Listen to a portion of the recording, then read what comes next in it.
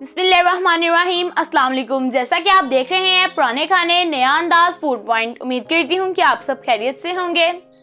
आज की हमारी रेसिपी तंदूरी चिकन की है, जो कि बहुत ही ज़्यादा टेस्टी बनता है और 2 मिनट में ये रेसिपी बनके रेडी हो जाती है। तो चलते हैं अपनी रेसिपी की तरफ। यहाँ पे मैंने हाफ kg बोनलेस चिकन लिया, जिसके मैंने इस साइज के पीसेस करवा लिए हैं।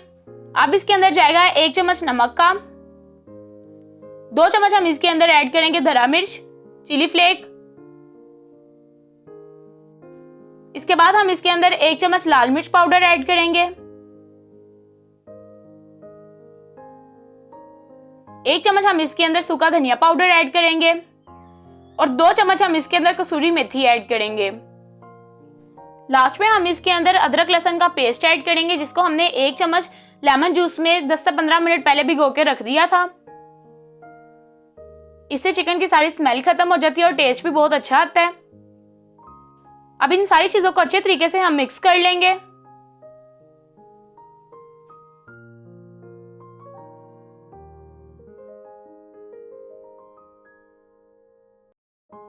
चिकन को 10 से 15 मिनट के लिए मैरिनेट होने देते हैं।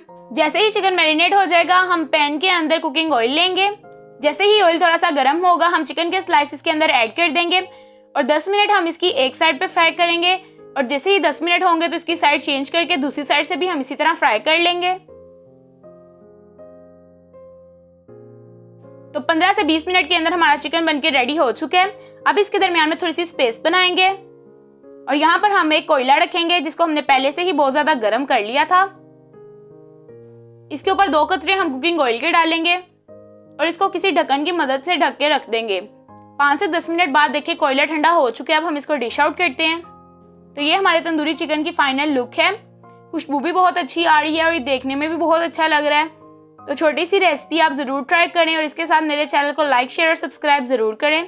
तो मिलते हैं एक और न्यू इजी रेसिपी के साथ। तब तक मुझे दें इजाज़त। अल्लाह हाफिज़।